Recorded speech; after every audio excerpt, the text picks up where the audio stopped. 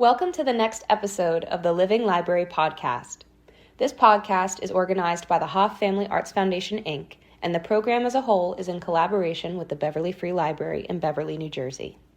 It is in this podcast that we strive to answer the question, who's recording history happening right now? The Hoff Family Arts Foundation hopes to do this by bringing in notable people from the community and notable workers from the community to sit down and talk about their experiences growing up in our little city. We would like to start off by saying that we will not be censoring our guests during these talks. Listener discretion is heavily advised. If you'd like to be present for one of our live tapings, they happen on the fourth Thursday of every month at 6:30 at the Beverly Free Library. Please take a look at our social media, Hoff, H-A-A-F, Family Arts, on Facebook and Instagram to keep up to date on our latest projects. That being said, please enjoy the show.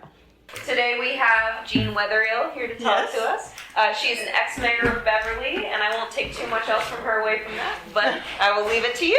Oh, okay. Now, what is it all I'm talking about? So basically what we just kind of want to hear about is your experience living in Beverly, serving in Beverly, any fun stories you want to share. What we're trying to do is create a document or a living document of people who have lived in Beverly. Okay. And you're welcome to ask questions of the audience or whatever it takes for you to get your story. Thank you very much. So I moved to Beverly in 1996 with my daughter and her husband. When they moved here, we all lived in the same house. We moved to a little place on Warren Street. My daughter's husband was working for a car agency in Burlington, and so we all came together. We had my daughter, we had my granddaughter Heather, we had my grandson. Everybody came, and so we enjoyed living in this house on Warren Street for quite a while. Let's see, so why we came to Beverly, and then I got involved in everything, of course. One of the things that I really didn't like at the time that I was moving here, and I used to check with the realtors. They always said, don't move to Beverly because the schools are terrible. I don't know if you guys remember that. Yeah, there was. And so once I got in here, I got involved in the school board. And when I became mayor, we redid the school board and we got a school system that really works. And it was just an opportunity that was given to me at that time. I love Beverly. It's a neat little town. When we first came here, we used to walk on the riverbank almost every day, my husband and I. And he died in 2002. And so here I was with myself in Beverly. And my daughter and her husband decided to move to northern Pennsylvania. And so I bought a house and moved into it. And there I am with my koi pond with lots of little fish and my single little house, but I really enjoy it. And it's been a great experience living there. So many nice people. We got involved when my husband came in St. Stephen's Church because we thought it was such a beautiful building. And we took a lot of pictures of the windows, the stained glass windows, and eventually I got to the point where I went to Trenton and got information about getting it on the National Registry, which we did eventually. And so it's been fun. I've enjoyed it here very much. And yeah. You work to make it better again. What, honey? And you work to make it better again. I tried again. You did. And I think it's a good town. It's a very nice town to live in. And I think the library is a sign of that. This library is developed very well. It has a good board now. And a lot of people back it. And it's a nice place to go for a good book. So. Question. I have an old picture that I was thinking about putting in the deed. And it's of your husband, David. Yes. And he's holding two paintings. Oh, yes. that were over in Smithville, and he won something. Yes, he did. He did. Certificate. He loved painting. And when we came to New Jersey, he got involved with the New Jersey Council on the Arts. And he used to go paint every day. Mom, there's water right Yes, there. that's for you right there on this one. Okay. Good idea. But I didn't know you want all that personal information. So. I bet people would like to know what's in your bag. Yeah, that's what I was Oh. Oh, yeah. Well, I didn't know how far back you wanted me to go. thinking. As far back as you want. This is my doll, Muriel. She came to visit with me in when I was 3 years old in 1928, and she was given to me by Emil Riedinger, who was my first best friend. He was a dwarf who worked in my grandfather's yard as a gardener. And I used to get out there, and he would carry me around on his shoulders, and he had these terrible cigarettes that smelled so bad, but I thought he smelled wonderful because he was my friend. So that's where she came from, and so I thought I'd bring her along anyway. She's a remarkable lady. So anyway, it's been fun living in Beverly. I'm still here, which is a miracle. Every morning I figure I got up and here I am. David used to write for the Beverly Bee. He did articles for the Beverly Bee. Yeah. You want to talk about his service? Because he had So, terrible experiences in the war. I'm still active with my church, although it's getting to the point where my church is beginning to disintegrate because everybody's going somewhere else. Mom, I think somebody wanted to hear about Dad's service. Dad's service in the Yeah. war. Somebody asked about that. Well, I'm sorry, I didn't Somebody hear. asked about about Dad's service in the war. Oh, Dave, my husband was a B-17 pilot in World War II, and he was shot down over the Rhine River. But he was able to parachute to safety. So he spent 6 months, I believe it was, in a prison camp in Germany, and then fortunately survived and came back, and I was able to meet him and marry him. We have 5 kids. That's one of them. And you're all And- musical, right? Yeah, we had our own woodwind quintet when we were growing up. My husband thinks because of the war was just crazy to do something musical. Thought music would make a lot of difference, and so he learned how to play the bassoon, and then I learned how to play the oboe, and then our children all played the instruments that would fit. And we would even play in the high school and show people what the woodwind quintet was all about. And we had a lot of fun with that. We used to play in amateur orchestras, and some of the children became professionals, and some did not. But they all had a good time with it. So now my daughter, another daughter, who is my There are firstborn, Marcia. 3 daughters. I know, I have 3 daughters. Marcia's a clarinetist. She always was scared to play when she was young, but now she's in her 70s and she's playing. She is. She's having a good time with it. So, Just for the record, could you give us some background on your family? So you say that you had 5 kids. Could Yes. you name them for the record, just so that we have it on I'm our sorry, I report? didn't hear. What do you Exactly. name your children for us? Oh, the children? Yes. Marcia was number 1, Susan, number 2, David, number 3, John, and Nancy. All We And, were referred to as the girls, the boys, and Nancy. right. The girls, the boys, and Nancy. Yes. The girls, the boys, and Nancy. Yes. And they're all still living. My son David right now is living in Italy with his wife. Just his first job out of school, out of Curtis Institute, he went to teach to play in La Scala opera. Wow. And he went to Italy and he loved it. So when he retired, he went to Italy. And see, John is in Virginia, and Susan is here. Here. My daughter Marcia's up in the upstate Pennsylvania with her husband. She has a big acreage, and she loves the climate up there. And Nancy's in Canada. She's the librarian for the orchestra up there, the state orchestra. And so there you are. Is there anything you learned when you were mayor about Beverly? Oh, When it comes- everything. It was fascinating because I got a book. It told you what you were allowed to or supposed to do as mayor. One of the things was keep the horses off the street, sidewalk.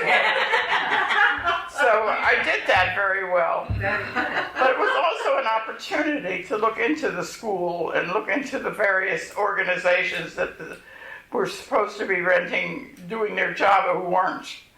And so it was great fun being a mayor. And I got a lot of good support from the people in the area. I know you did a lot to change the school system. Yeah. The public school has a very good reputation. Oh, I know. Now they do. When we came here, I would look at the real estate things, and they would say school is so bad. Not that case anymore. So. All my 3 girls went to school in Beverly. Well, back Yeah. then the school was good then too. So anyway, it was a wonderful time. I enjoyed being mayor. I was 80 when I became mayor. I was 80 years old, and I just didn't feel old, so I just went and did it anyway. So. I don't feel my age. Do you? I'm 93 now. Yeah, I'm still bad. Older than you, but that's okay. I don't. You have more energy now than I have. I don't know if I do. I can find that if I'm sitting for any length of time, I may fall asleep. You never know.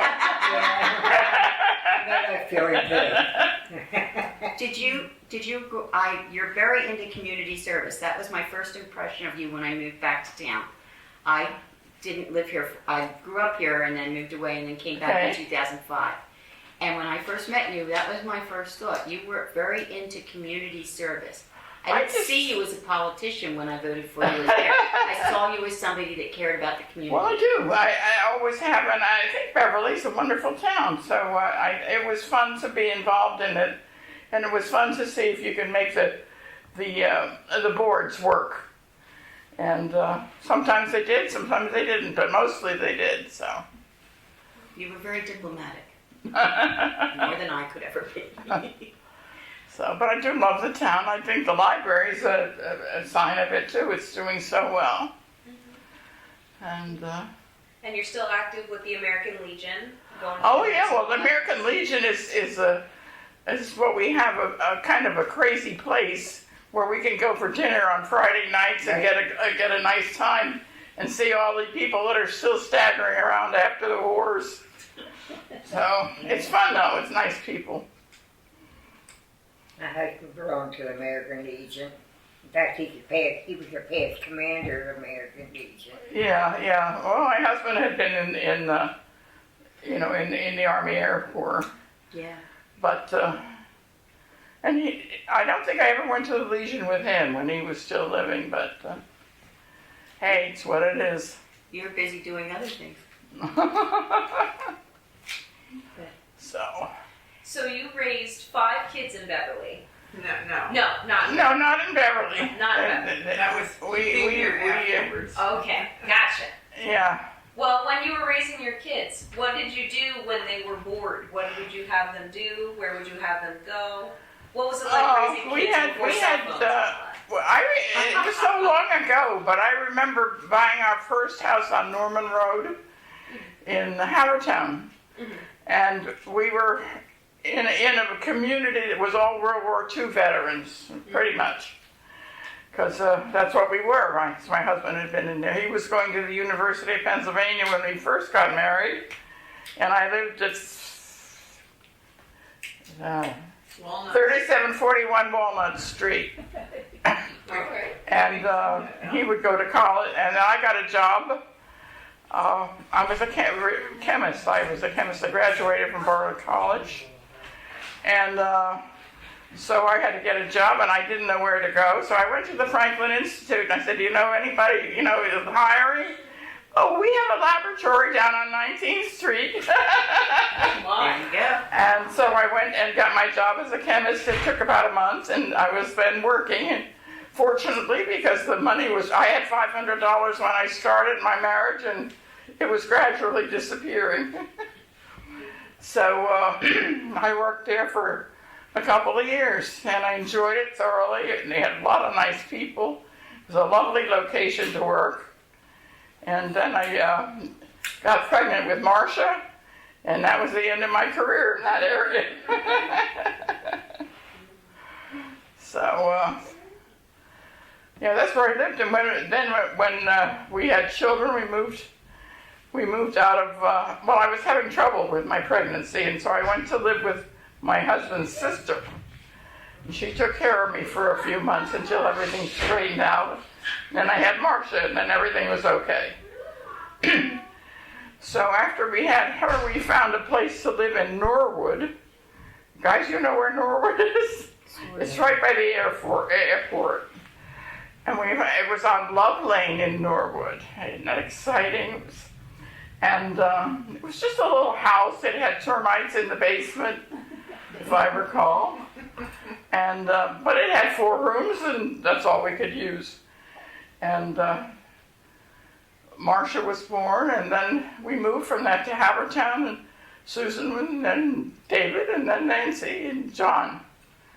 And we lived in Havertown for a while, and then we found this fantastic house in Radnor, which is an 18-room old house with, it had wonderful bathtubs, huge big bathtub. It was an old Victorian house, and we just loved that house. The house just said, welcome, come on in. And so we raised the family mostly there. And there you go. Hi, Big Grandma. Hi. That's one of mine. Could he introduce himself for the record, because we're recording this? That's fine. We have a great grandson. My mom introduced me. All right. You have to be Matthew. So. I am Aunt Susan.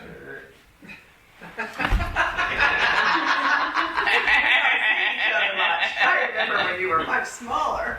Listen to your voice. Yes. So anyhow, there we are in my big house with all my children, and it became kind of a neighborhood center. We had one room up in the 3rd floor where it was all costumes. Everybody that wanted to get dressed would go there and try on clothes and pretend they were rich and famous. And so we lived there until finally there were no more children there, and they all grew up, and we moved elsewhere. So that's when we were able to sell the house, and we moved to Beverly. Actually, we moved to Beverly. And here we are. Do you remember what year you moved to Beverly? I know that's a big question. I think it's 96. 96? Yeah. Okay. And we had a nice house on Warren Street. Mm-hmm. And I remember one of the things we did when we moved there, my husband and I were in pretty good physical shape, so we bought the iron fencing to put around the house and put it in ourselves. We went somewhere over in Pennsylvania and got it. And I think it was a nice thing to do. How did you meet your husband? How did I meet him? Oh, I met him. My best girlfriend in the world, Emily, married his brother. And then they invited me up to visit, and that's how I met him. And it was just fate after that. Were there any, when you got married, what did you do? Were there any special traditions or anything like that you did on your wedding day? So I know for myself, I did the borrowed, blue, new, all that kind of stuff. Well, when I got married, which was February 1st, 1948. We had the whoop-de-doo of a snowstorm. There was ice everywhere. There was no place to park. And so what we did was people got axes out and things and went around and made parking spaces. That was very exciting to do.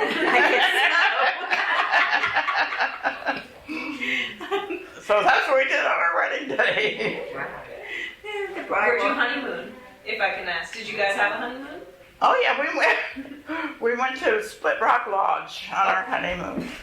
And my husband borrowed his father's car because we didn't have a car.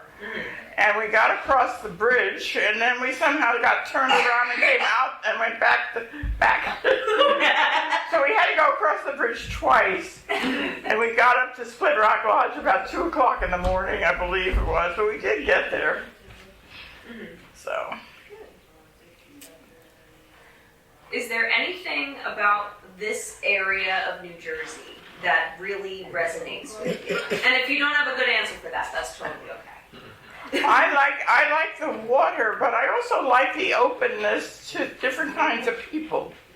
I like the fact that we're not all one color, and that we all look after each other. So. All right. Well, we've been going for about a half hour, which is typically where we go for our typical guests. Okay. So we were supposed. I know.